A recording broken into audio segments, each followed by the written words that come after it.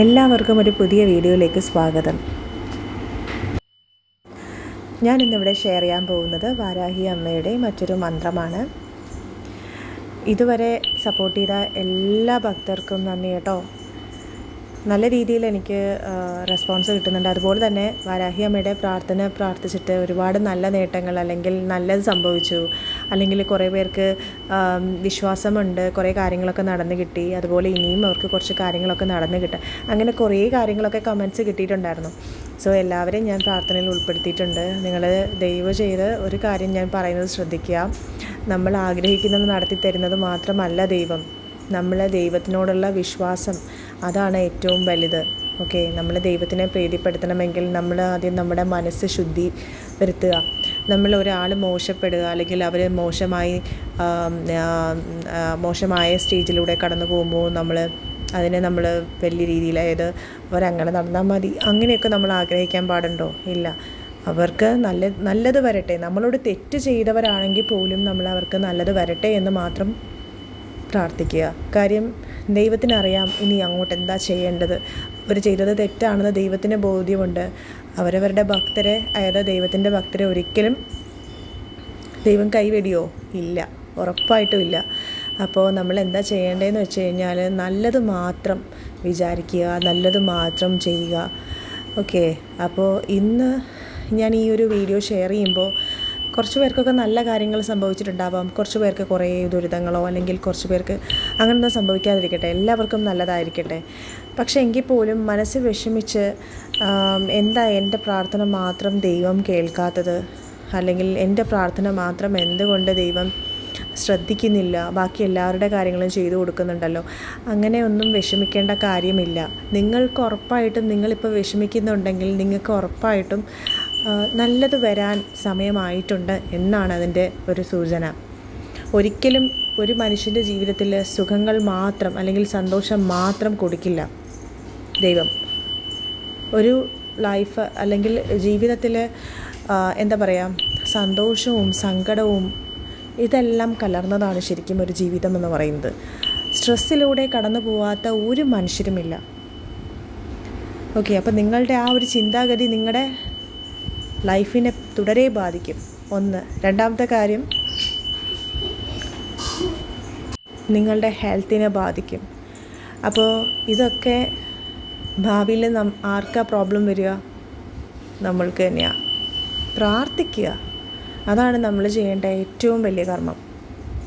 നമ്മളത് ചെയ്തു കഴിഞ്ഞാൽ പകുതിയും നമ്മുടെ സ്ട്രെസ്സ് മാറും. എപ്പോഴാണോ നമുക്കൊരാളോട് ദേഷ്യം തോന്നുക, എപ്പോഴാണോ നമുക്ക് അയാളോട് തിരിച്ച് അവർ റെസ്പോണ്ട് ചെയ്തത് മോശമായിട്ടാണ് നമ്മളോട്, നമുക്കത് തിരിച്ച് പറയേണ്ട സാഹചര്യം വന്നിട്ടുണ്ടാവാം.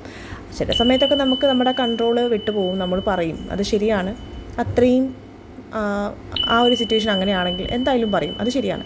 പക്ഷേ എങ്കിൽ പോലും നമ്മൾ ആ സമയം നമ്മൾ മുറുകെ പിടിക്കേണ്ടത് നമ്മുടെ ദൈവത്തെയാണ്. നമ്മുടെ അമ്മ ഉറപ്പായിട്ടും നമ്മളെ വിട്ട് വേറെ ഒരാൾക്കും, മോശം ചെയ്യുന്ന ഒരാളുടെ അടുത്തേക്കും പോവില്ല ദൈവം. വരാഹി ദേവി ഉറപ്പായിട്ടും നന്മ ചെയ്യുന്നവരെ കൂടെ ഉണ്ടാവുള്ളൂ. ഓക്കെ, അപ്പോൾ എത്ര സ്ട്രെസ്സിലൂടെ കടന്നു പോയിട്ടുണ്ടെങ്കിലും നിങ്ങൾ വിഷമിക്കേണ്ട യാതൊരു കാര്യവുമില്ല. നിങ്ങൾ ചെയ്യേണ്ട ഒരേ ഒരു കാര്യം വാരാഹി അമ്മയെ ധ്യാനിക്കുക എന്നുള്ളത് മാത്രമാണ്. അത് നിങ്ങൾക്ക് ഞാൻ എപ്പോഴും പറയാറുണ്ട്, അത് ഒരു ദിവസം പോലും മിസ്സാക്കാതെ എല്ലാ ദിവസവും തുടർച്ചയായി 21 ദിവസം കണ്ടിന്യൂസ് ആയിട്ട് നിങ്ങൾ ഈ ജപം ജപിക്കുക.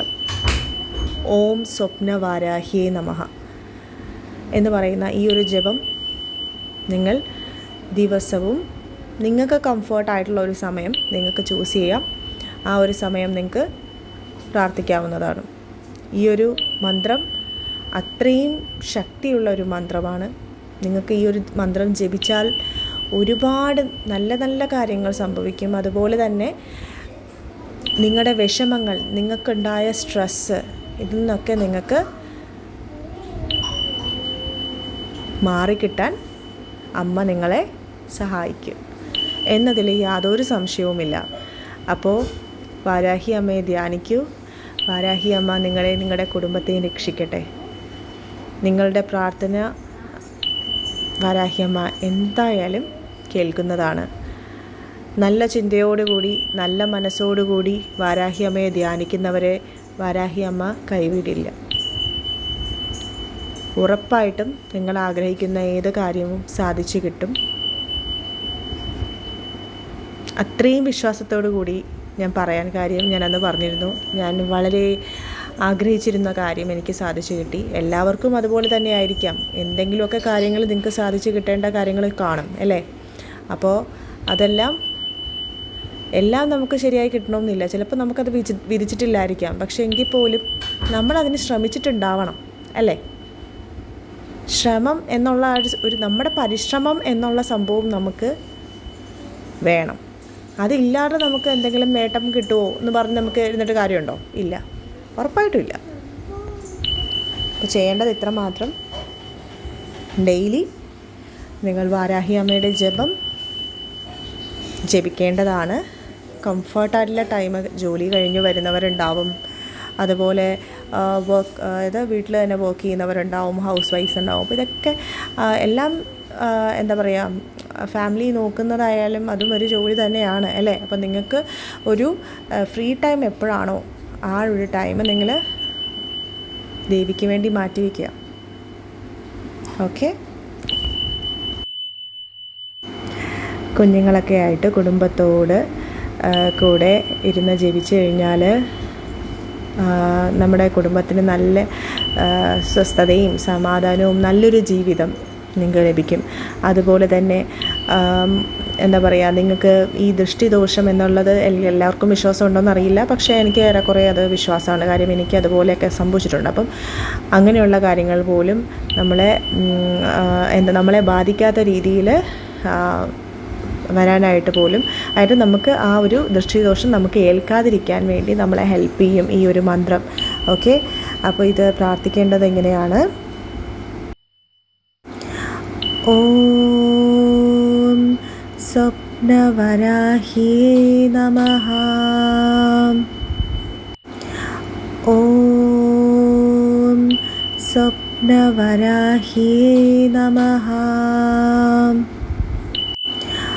ഓം സ്വപ്നവരാഹി നമഃ. ഓം സ്വപ്നവരാഹി നമഃ. ഓം സ്വപ്നവരാഹി നമഃ. ഓം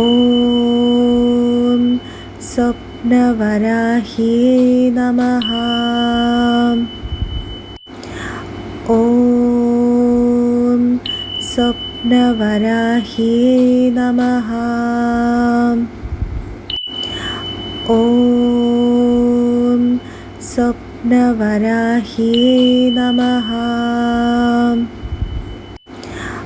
ഓം സ്വപ്നവരാഹി നമഃ.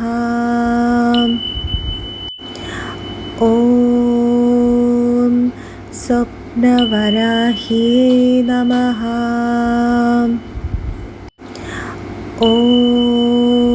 ഓം സ്വപ്നവരാഹി നമഃ. ഓം സ്വപ്നവരാഹി നമഃ. ഓം സ്വപ്നവരാഹി നമഃ. ഓം സ്വപ്നവരാഹി നമഃ.